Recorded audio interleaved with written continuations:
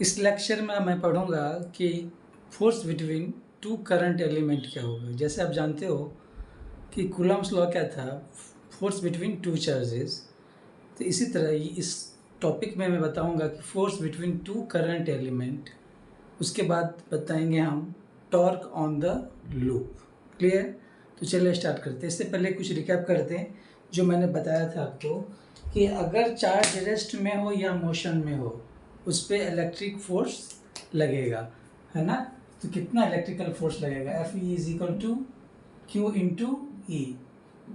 Okay, मतलब charge rest में हो या मोशन में उस पर इलेक्ट्रिक फोर्स लगेगा। दूसरी बात, अगर चार्ज मोशन में होगा तो वो मैग्नेटिक फोर्स भी लगेगा उसमें। मतलब मैग्नेटिक फोर्स तभी लगेगा जब चार्ज क्या हो, मोशन में हो। तो क्या था expression, Q U cross B. Clear? Second, ये क्या था आपका इलेक्ट्रिक फोर्स, ये क्या था मैग्नेटिक फोर्स। क्लियर? और जब मान लो कि चार्ज मोशन में है और उसको इलेक्ट्रिकल फील्ड में भी रख दिया गया और मैग्नेटिक फील्ड में भी रख दिया, तो जो टोटल फोर्स होता था क्या होता था, F is equal to Q E plus U cross B, जिसको हम लॉरेंज फोर्स इक्वेशन बोलते थे। क्लियर? और लॉरेंज फोर्स इक्वेशन क्या करता था, ये मैकेनिकल फोर्स को इलेक्ट्रिकल फोर्स से रिलेट करता था। मतलब एम ए का मतलब एक्सलेशन, एक्सलेशन क्या होता है, rate of change of velocity, Q E plus U cross B. Okay, ये फोर्थ। इस समय एक बार रिकैप कर देता हूँ जो डिस्कस किया था। दूसरी बात, जो भी वर्क होगा वो होगा इलेक्ट्रिक फोर्स के कारण, मैग्नेटिक फोर्स के कारण नहीं। रीज़न क्या था कि जो मैग्नेटिक फोर्स है ये क्या था, सपोज करो ये आपका एक्सिस है, ए एक्स ए वाई और ये ए जेड। ओके, तो अगर चार्ज जो है इस ए एक्स डायरेक्शन में मूव कर रहा है यू वेलोसिटी से और उसको प्लेस किया गया है मैग्नेटिक फील्ड में जिसका डायरेक्शन क्या है, ए वाई डायरेक्शन में, तो जो फोर्स होगा वो कौन से डायरेक्शन में होगा, ये एज जेड डायरेक्शन में। तो चूंकि मोशन था ए एक्स डायरेक्शन में, तो जो डिस्प्लेसमेंट हो रहा है इसका किस में, ए एक्स डायरेक्शन में। इसका मतलब क्या हो गया कि जो मैग्नेटिक फोर्स है वो हमेशा परपेंडिकुलर होगा किसके, डिस्प्लेसमेंट की, मतलब इस डायरेक्शन में। तो ये जो बताया मैंने, ये जो फोर्स एफ एम और चूंकि वेलोसिटी इस डायरेक्शन में है, ए एक्स डायरेक्शन में, दोनों के बीच एंगल कितना 90 डिग्री। तो आप जानते हो जो वर्क डन होता है क्या, एफ डॉट डी एल, है ना। तो कितना हो जाएगा, ये दोनों के बीच का एंगल कितना 0 डिग्री है, तो वर्क डन क्या हो गया 0। तो वर्क डन 0, तो चेंज इन काइनेटिक एनर्जी क्या हो गया 0। तो इसका मतलब जो भी वर्क होता है या चेंज इन काइनेटिक एनर्जी होता है वो इलेक्ट्रिकल फील्ड के कारण होता है। ये सब मैं डिस्कस कर चुका हूँ। उसके बाद मैंने बताया था force on a current carrying element, तो डिस्कस किए थे हम। जैसे कोई करंट एलिमेंट आईडीएल है ना, इसको मैग्नेटिक फील्ड में रख दिया गया था, तो हमने क्या फोर्स निकाला था, F is equal to I D L cross B. Clear? Force on a current carrying element, ये है। तो ये चीज था जो पिछले लेक्चर में बताया था मैंने। अभी का जो टॉपिक है हमारा, force between two current carrying loop. Okay, तो जो टॉपिक है फोर्स बिटवीन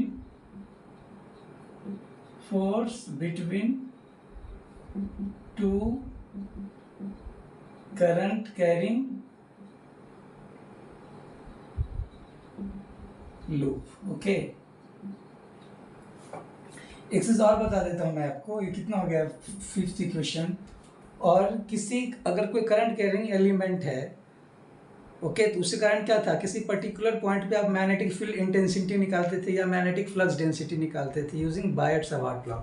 तो क्या आया था, जैसे आपका कोई करंट एलिमेंट जिसमें करंट फ्लो आई है और इसका जो करंट एलिमेंट है क्या है, आई D L.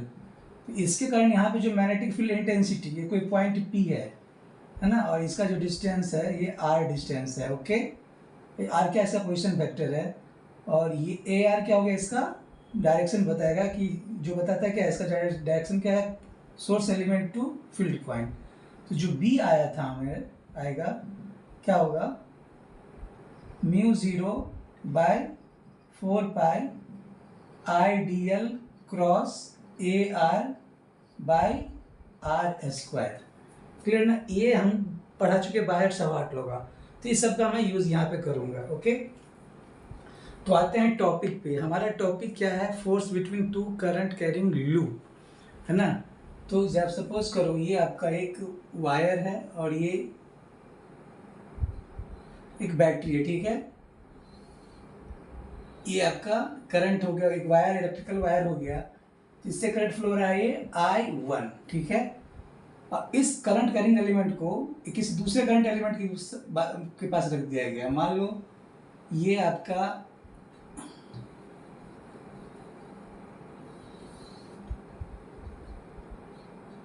Current carrying element, इससे करंट फ्लो रहा है आपका I2। क्लियर? तो हमारा टॉपिक क्या है, force between two current element. तो इसका मतलब क्या हो गया कि इस करंट एलिमेंट पे जो फोर्स लगेगा इसके मैग्नेटिक फील्ड के कारण, है ना। तो कैसे निकालेंगे हम, तो ये आपका एक एलिमेंट ले लो, इसका DL1, ठीक है, करंट एलिमेंट I1 DL1 एक इसका करंट एलिमेंट हो गया। इसी तरह इसका करंट एलिमेंट क्या है, I2 DL2। ओके, ले लिया मैंने। अब हमने क्या बताया कि ये जो force on this current carrying element क्या होता है, F इजिकल टू, तो F1 क्या हो गया, force on loop current loop 1। Clear? तो इज इक्वल टू क्या हो जाएगा, इंटीग्रेशन क्या है ये I, ये एलिमेंट क्या है आपका I1 DL1 क्रॉस, अब किसके मैग्नेटिक फील्ड में रख दिया गया, इसके मैग्नेटिक फील्ड में। तो इस ये जो करंट लूप 2 है इसका मैग्नेटिक फील्ड कहाँ पे निकालेंगे, यहाँ पे। तो किसके मैग्नेटिक फील्ड से मल्टीप्लाई करना पड़ेगा हमें, B2 के मैग्नेटिक फील्ड से हमें मल्टीप्लाई करना पड़ेगा। क्लियर? नाउ ये हो गया L1, है ना, I1 DL1, अब क्रॉस B2 क्या होगा, ये जो करंट एलिमेंट है इसका मैग्नेटिक फील्ड इंटेंसिटी यहाँ पे निकालना है। मान लो ये डिस्टेंस क्या हो जाएगा R, जो कि 2 से 1 पे है ना, ये इसका नाम लिख दिया मैंने 2 1, ठीक है। और ये जो यूनिट वेक्टर है इसको क्या लिख दिया मैंने, AR21। ये बता रहा है क्या, डायरेक्शन ऑफ मैग्नेटिक फील्ड जो क्या हो रहा है 2 से 1 की ओर है।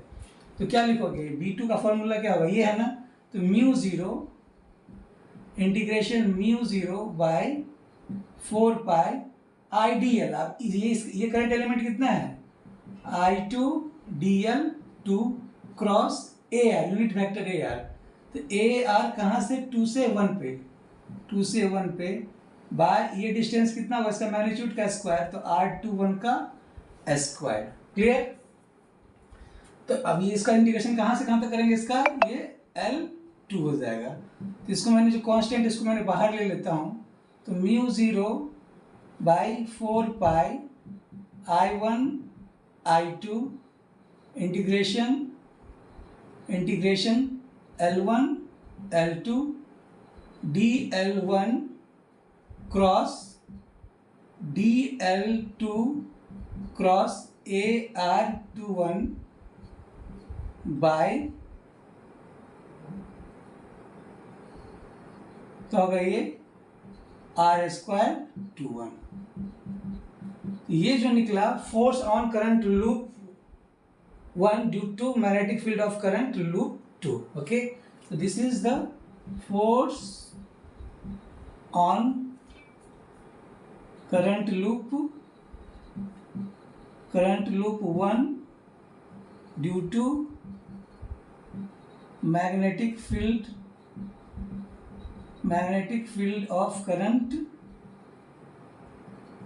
loop 2। क्लियर? ओके, अब आपसे सिमिलरली क्वेश्चन पूछा जा सकता है कि आपने जो निकाला फोर्स इस लूप पे इसके मैग्नेटिक फील्ड के कारण, अब दूसरा क्वेश्चन होगा कि इस पे कितना फोर्स लगेगा इसके मैग्नेटिक फील्ड के कारण। क्लियर? तो बस आप क्या करेंगे, यही फॉर्मूला रहेगा, बस उसका जो 1 है, जो 1 2 है उसको आप चेंज कर देंगे। अब इसको मैंने 1 मान लिया, तो जो F2 हो जाएगा वो क्या हो जाएगा, म्यू ज़ीरो I1 की जगह पे I2 I1/4 L2 L1, बस देख लो इंटरचेंज कर रहे हैं ना, DL2 cross DL1 cross AR12/R²12। तो मैग्नीट्यूड, तो जो डिस्टेंस का जो मैग्नीट्यूड दोनों सेम होगा, मतलब कहने का ये है कि जो R12 is equal to R21 magnitude को आप ऐसे लिखते हो, ओके, या नहीं तो सिर्फ आप R12 is equal to R21 ऐसे भी लिख सकते हो, ओके। इसको इक्वेशन नंबर 2 मान लिया। तो अब बताते हैं आपको कि ये जो F1 है और F2 दोनों एक दूसरे के अपोजिट होगा। अपोजिट का मतलब क्या हो गया कि एक इस डायरेक्शन में है तो एक इस डायरेक्शन में है, मतलब एक दूसरे को क्या करेगा, वो अट्रैक्ट करेगा। तो ये जो दोनों का करंट का जो डायरेक्शन क्या है, सेम डायरेक्शन है। तो अभी मैं प्रूफ करने जा रहा हूँ कि दोनों करंट क्या हो रहा है, एक दूसरे को अट्रैक्ट करेगा। क्लियर? तो अब जरा सोचो ये क्या होगा, इसमें सब कुछ तो वही है, सिर्फ इसमें जो डायरेक्शन है आपका R21, सिंस AR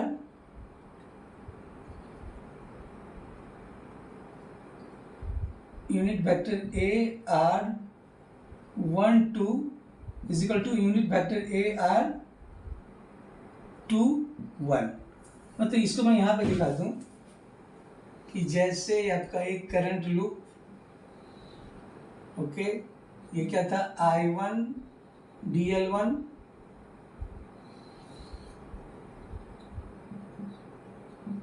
ये क्या था, I2 DL2, ओके। अब हमें जैसे आप F2 का क्या होता है यहाँ पे लिखते हैं, F2 is equal to I2 DL2 cross B1, ये लिखते ना। अब यहाँ पे मैग्नेटिक फील्ड निकालना इसके कारण, तो इसको क्या करेंगे आप, मिला देंगे। इसका जो नाम हो जाएगा क्या हो जाएगा, ये R12, और यूनिट वेक्टर कैसे लिखेंगे आप, यूनिट वेक्टर AR12। क्लियर? ये डायरेक्शन बताएगा 1 से 2।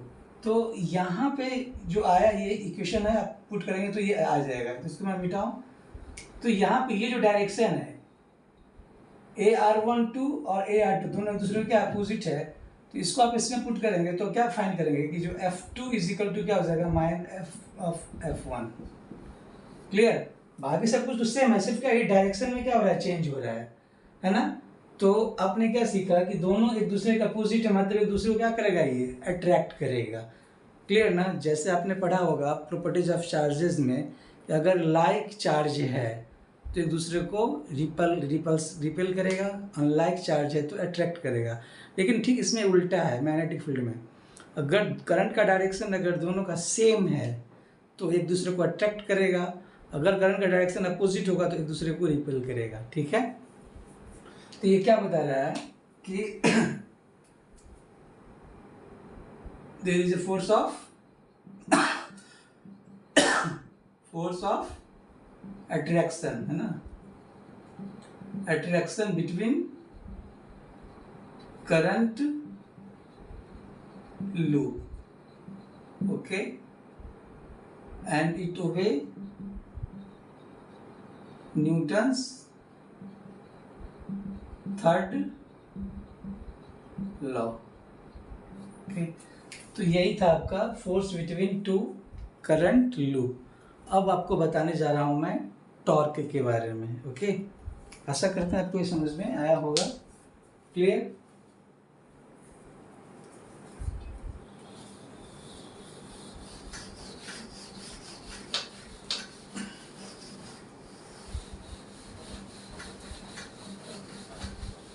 तो torque on loop,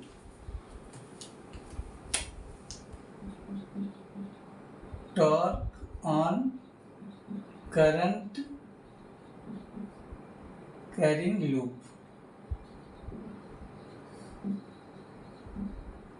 okay, torque है क्या, ये turning moment of force. Torque क्या होता है, टॉर्क क्या है, इट इज टर्निंग मोमेंट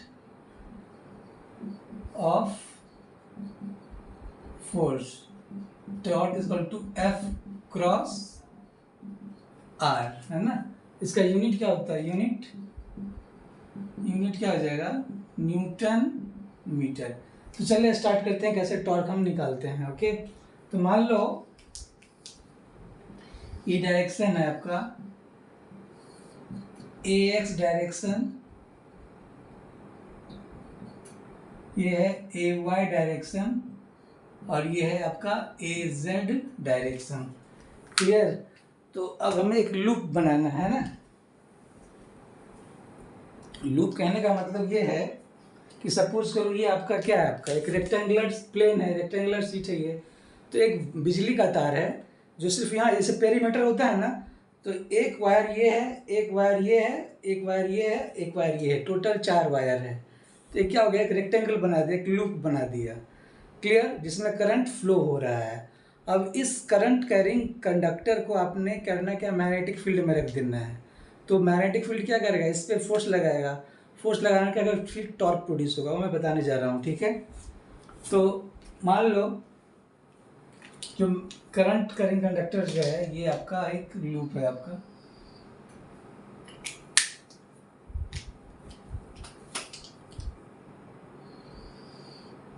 ये आपका एक लूप।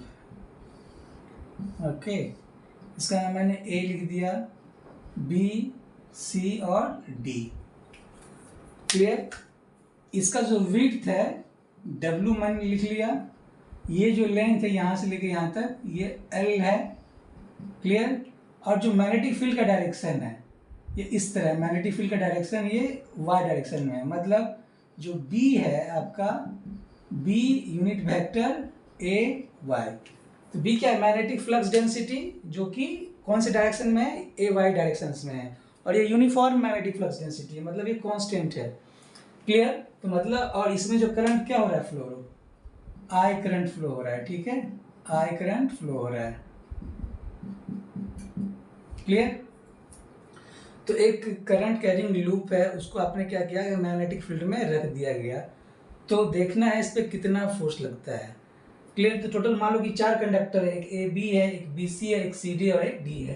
तो जो टोटल फोर्स होगा, total force on the conductor क्या होगा, F A B plus F B C plus F C D plus F D ए।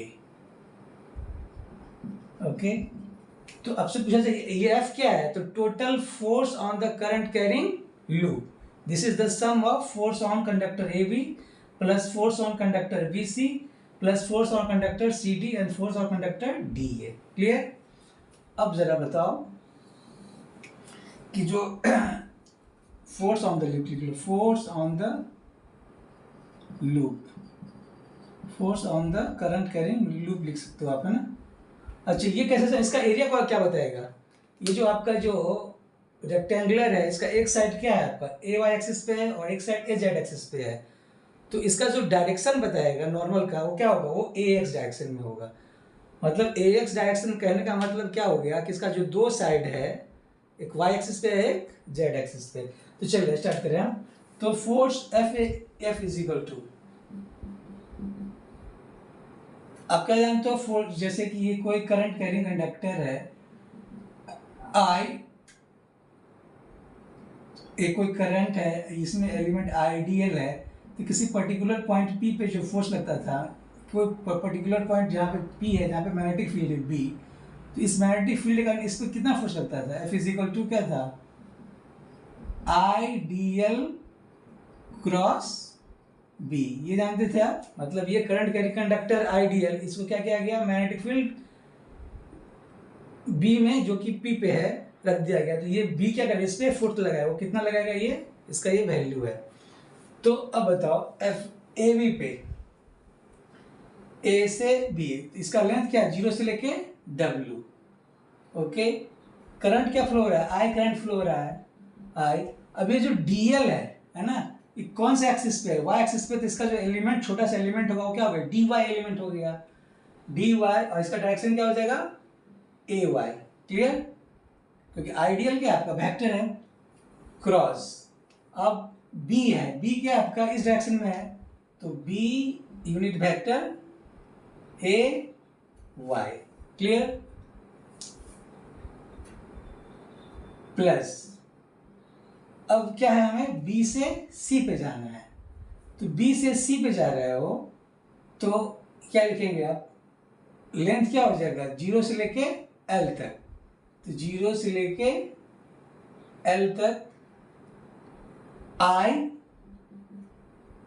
ये आपका जो डीएल है कौन से डायरेक्शन में, डीजेड डायरेक्शन में है, इसका जो ये जो है वो डीजेड जेड डायरेक्शन में, तो इसका जो स्मॉल एलिमेंट होगा क्या होगा आपका डी जेड, और डायरेक्शन क्या हो जाएगा ए जेड क्रॉस, बी तो आपका ए वाई डायरेक्शन में है, तो B unit vector A Y, clear.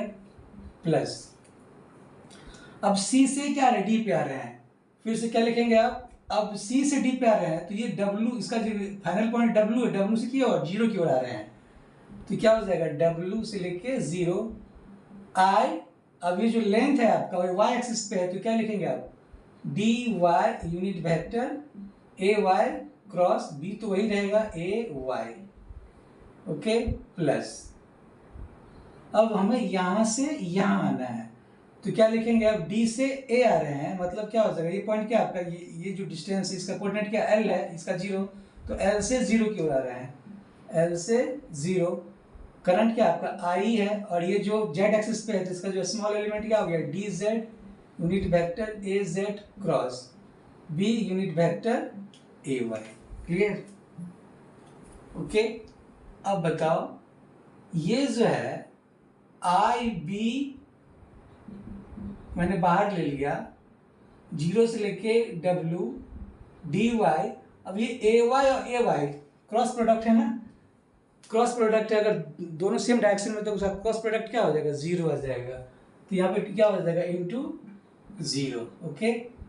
Plus इसमें क्या लिख लिया मैंने, आई बी को मैंने बाहर ले लिया, डी जेड, अब A Z cross A Y, Z से वाई की हो जा रहा है, एंटी क्लॉकवाइज में जा रहा है, मतलब ये ए एक्स है, ये ए वाई है, और ये ए जेड है, जेड से वाई की ओर जा रहा है ना, तो क्या हो जाएगा ये एंटी क्लॉक, तो माइनस ए एक्स हो जाएगा, तो माइनस ए एक्स जीरो से लेके एल तक, क्लियर।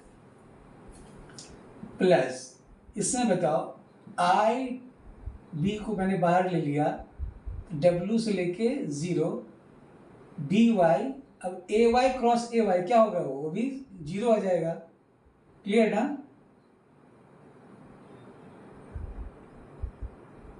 ओके, इंटू यहाँ ये इसको अभी क्रॉस मत करना, ये इंटू का साइन है यहाँ पे, ये भी क्या होगा इंटू का साइन, मतलब इसको लिख देता हूँ यहाँ पे जैसे direct D Y into zero, plus इस केस में आ जाओ, फोर्थ केस में आई बी को मैंने क्या किया बाहर ले लिया, तो एल से जीरो डी जेड, अब A Z A Y, Z से फिर ए वाई क्या हो जाएगा माइनस ए x, clear.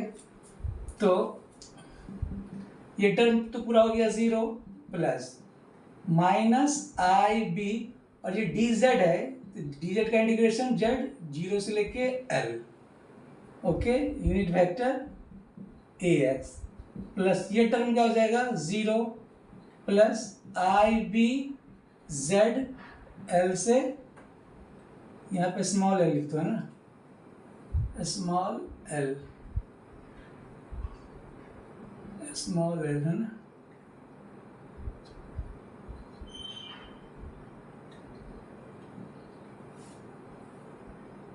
Okay, small L two zero, clear. और ये क्या हो जाएगा माइनस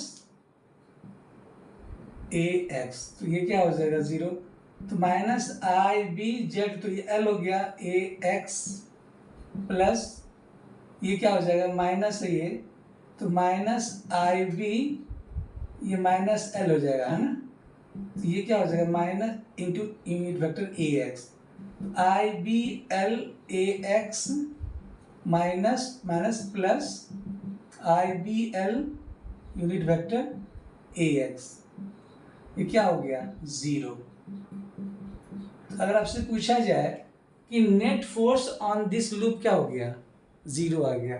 हालांकि इस 4 कंडक्टर में आपसे पूछा जाए कितने कंडक्टर पे फोर्स लग रहा है, 2 ही कंडक्टर पे, एक जो लेंथ है एक BC पे और एक DA पे, लेकिन AB पे और CD पे कोई भी फोर्स नहीं लग रहा है, क्योंकि वो जो क्या है इसका DL और मैग्नेटिक फील्ड का डायरेक्शन क्या है, दोनों सेम डायरेक्शंस में है। Clear?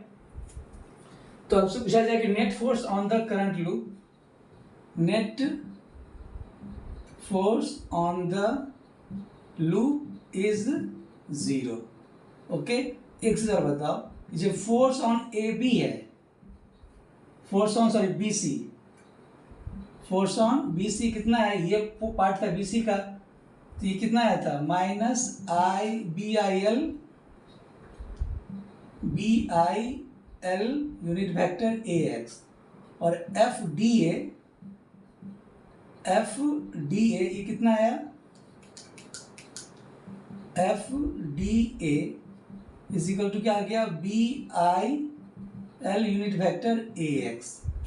Clear?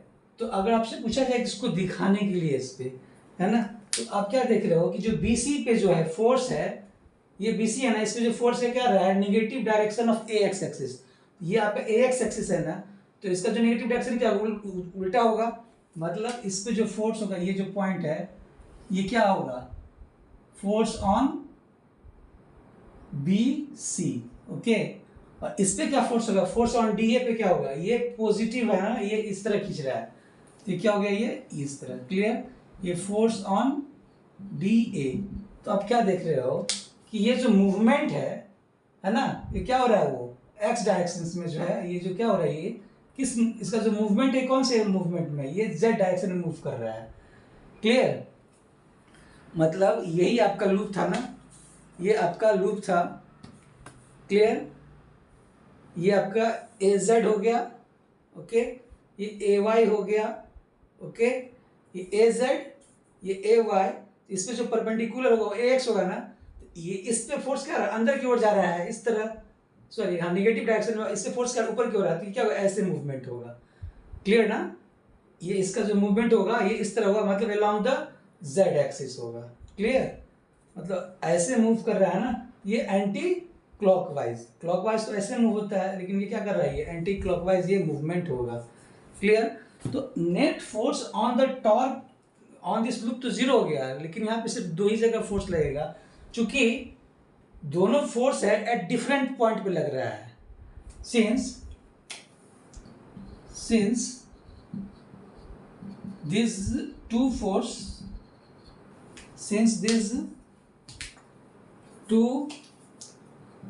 force act on different point,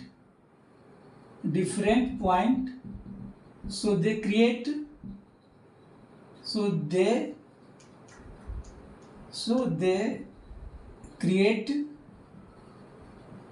torque। Okay, clear? तो आपसे पूछा जाए टॉर्क कितना होता है, तो टॉर्क इज इक्वल टू क्या होता है, फोर्स इनटू परपेंडिकुलर डिस्टेंस। तो इस पे फोर्स है, तो इसके दोनों के बीच का जो डिस्टेंस क्या है, ये डिस्टेंस, ये लेंथ क्या है आपका W ना, ये जो डिस्टेंस क्या है, ये W है। जैसे मैंने आपको बताया कि ये जो लेंथ है आपका W है, ये लेंथ L है, फोर्स इस पे जो है ऐसे लग रहा है और इस पे ऐसे लग रहा है, तो दोनों फोर्स के जो बीच का जो डिस्टेंस कितना है, ये W है। ये उस समय है, ये मैग्नेटिक फील्ड का डायरेक्शन क्या था, ये इस डायरेक्शन में था, और ये जो नॉर्मल क्या था, तो जब नॉर्मल टू द प्लेन जो है कितना एंगल बना रहा है मैग्नेटिक फील्ड से, 90 डिग्री पे। क्लियर ना? ये केस तब है जब मैग्नेटिक फील्ड प्लेन ये इस लूप के डायरेक्शन से कितना डिग्री एंगल बना रहा है, वो 90 डिग्री। तो अब आपसे पूछा जाए टॉर्क कितना होगा, तो टॉर्क निकालने के लिए कोई भी एक फोर्स ले लीजिए और दोनों फोर्स के बीच का जो डिस्टेंस उससे आप उसको मल्टीप्लाई कर दीजिए। क्लियर? वो क्या निकलेगा, टॉर्क निकलेगा। क्लियर? तो इसको मैं मिटाऊं, तो जो टॉर्क ऑन द लूप हो जाएगा, T is torque F cross R। Clear? तो F कितना, कोई भी एंगल कोई भी एक्सिस ले लीजिए, तो जैसे अपने BI कोई फोर्स ले लिया, मैंने मान लिया फोर्स ले लिया बी सी ले लिया, तो बी सी फिर कितना फोर्स लग रहा था, माइनस बी एल, या आप डी ए पे ले लीजिए, क्लियर, कोई भी ले सकते हैं ना। तो मान लो एफ डी ए ले लिया, तो क्या लिख लिया आपने, B I L unit vector A X और आर, ये आर है ना, मतलब दोनों के बीच का परपेंडिकुलर डिस्टेंस वाई है, तो वाई का जो डायरेक्शन है क्या, ए वाई डायरेक्शन में है, तो ए वाई डायरेक्शन लिख दिया। तो ये क्या हो जाएगा, B I L W A X cross A Y. अब ये जो है आपका ए क्रॉस ए वाई क्या बताएगा, ए जेड, तो ये B I L W unit vector A Z, clear. मतलब ये क्या रहा है कि जो ये जो मूवमेंट होगा आपका, है ना, ये एक्सिस ऑफ द रोटेशन होगा, जो एक्सिस ऑफ द रोटेशन होगा क्या होगा, अलोंग द जेड एक्सिस होगा। ये क्या बताएगा, एक्सिस ऑफ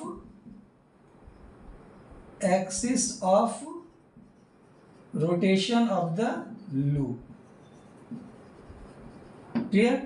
तो अगर आपसे पूछा जाए टॉर्क कितना होगा, तो बी आई एल डब्ल्यू। अब अगर आपसे पूछा जाए इसका एरिया कितना है इस रेक्टेंगुलर लूप का, क्या होगा, डब्ल्यू को एल से मल्टीप्लाई कर देंगे तो क्या निकलेगा, एरिया ऑफ द लूप। तो एरिया के टर्म में कैसे लिखेंगे, चले इसको मिटाएं हम।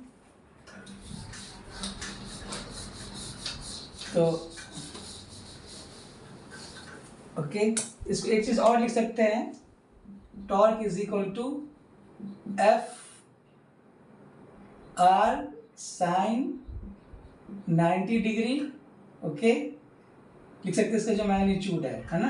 तो टॉर्क इज इक्वल टू क्या हो जाएगा, एफ आर, एफ की जगह बी आई एल, आर की जगह डब्ल्यू, ओके। तो क्या हो जाएगा, बी आई एल डब्ल्यू क्या होता है, एस, तो बी आई एस, एस को बोलते क्या है, area of the loop, area of the loop. तो अब एक टर्म आता है मैग्नेटिक मोमेंट, जैसे इलेक्ट्रिकल डायपोल मोमेंट पढ़ा था अपने इलेक्ट्रोस्टैटिक्स में, यहाँ पे क्या है, मैग्नेटिक मोमेंट। तो जो मैग्नेटिक मोमेंट है m इज इक्वल टू क्या होता है, ये I S cross A N, ठीक है, मतलब एम आई एस, ये आपका मैग्नेटिक मोमेंट होता है। तो एम आई एस को क्या लिख सकते हैं, S unit vector A N, clear. तो ये जो है आपका, इसके टर्म में क्या लिखेंगे आप, T is equal to B I S है, तो ये क्या हो जाएगा, बी, या इसको आप लिख सकते हो बी एम या एम बी, ओके। लेकिन वेक्टर फॉर्म में लिखना चाहेंगे तो कैसे लिखेंगे, torque is equal to M cross B, okay. तो ये क्या हो गया आपका, मैग्नेटिक मोमेंट, एम क्या हो गया, मैग्नेटिक मोमेंट, ओके। तो आपसे पूछा जाए मैग्नेटिक मोमेंट का डायरेक्शन क्या होगा इस केस के लिए, तो आप इसको इस तरह लिख सकते हैं, एम, इस केसेस के लिए जो मैग्नेट एरिया जो वेक्टर था कौन से डायरेक्शन में, एक्स डायरेक्शन में था, तो M A X cross B, B किस डायरेक्शन में था, ए वाई डायरेक्शन में था, तो ये क्या हो जाएगा, ये M B into unit vector A Z, पहले ही जैसा आ गया ना ये, क्लियर। तो अब से पूछा जाए कि इसको आप टॉर्क को आप मैग्नेटिक मोमेंट में लिखिए या एफ क्रॉस आर में लिख लेंगे, है ना, तो आप बता देंगे, ठीक है। तो चलिए इसका मैं एक बार समरी लिख देता हूँ। दूसरी बात, if normal to the loop makes an angle alpha with magnetic field,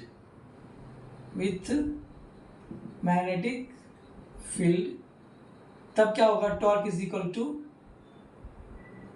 B I L sine alpha, clear, B I L W sine alpha, clear. अभी क्या था इस केसेस के लिए, जो है इस केसेस के लिए अल्फा का वैल्यू क्या था, 90 डिग्री के लिए, है ना। When normal to the plane, normal to the plane makes an angle 90 degree with B, तो अल्फा क्या हो जाएगा, ये 90 डिग्री होगा। तो फिर से टॉर्क क्या हो जाएगा आपका, BIL इंटू डब्ल्यू। ओके, तो ये याद रखेंगे। दूसरी बात, ये जो टेंडेंसी होता है आपका कि अल्फा मतलब इस टॉर्क का जो टेंडेंसी होता है, तो वो क्या होगा, उसका जो डायरेक्शन है, लूप का जो डायरेक्शन हो, कौन साइड हो जाए, किससे, मैग्नेटिक फील्ड के डायरेक्शंस में। तब जब टॉर्क का डायरेक्शन से मैग्नेटिक फील्ड का डायरेक्शन और लूप का डायरेक्शन का मतलब उस पर जो परपेंडिकुलर डायरेक्शन है, दोनों अगर सेम डायरेक्शन में आ जाए तो जो टॉर्क हो जाएगा वो क्या हो जाएगा, वो जीरो आ जाएगा। तो जीरो आ जाने का मतलब क्या हो गया, टोटल का टोटल फोर्स क्या हो गया, जीरो हो गया। ऐसे ऑलरेडी दो कंडक्टर का फोर्स जीरो था, अब जब दोनों एक एक्सिस पे आ जाएगा, मतलब एरिया ऑफ द लूप और मैग्नेटिक फील्ड एक एक्सिस पे आ जाएगा, तो टोटल फोर्स क्या हो जाएगा, वो जीरो। तो इसकी टेंडेंसी होती है कि अल्फा क्या हो जाए, अल्फा का वैल्यू इस तरह हो जाए, इस तरह रोटेशंस हो कि वो जो है मैग्नेटिक फील्ड के पैरेलल में आ जाए। ठीक है, मैं मतलब कौन, एरिया का जो वेक्टर है, नॉर्मल वेक्टर है, वो उसके पैरेलल में आ जाए। ठीक है, तो पैरेलल आने का मतलब क्या हो गया, अल्फा इज इक्वल टू क्या हो गया, 0 डिग्री हो गया। जब अल्फा 0 हो जाएगा तो साइन अल्फा 0, साइन 0 कितना होता है, 0 डिग्री होता है। ओके, तो यही था आपका टॉर्क के बारे में। तो इस बार आशा करते हैं आपको ये समझ में आया होगा। एक चीज़ और बता देता हूँ आपको कि जो मैग्नेटिक मोमेंट का जो यूनिट होगा, इसका जो यूनिट है वो क्या हो जाएगा, चूंकि IS है ना, I का यूनिट क्या होता है, करंट, S का यूनिट एरिया स्क्वायर, तो क्या हो जाएगा, एम्पियर मीटर स्क्वायर। क्लियर। तो यही था आपका torque on the current carrying loop. Okay, आशा करते हैं आपको ये समझ में आया होगा। Thank you.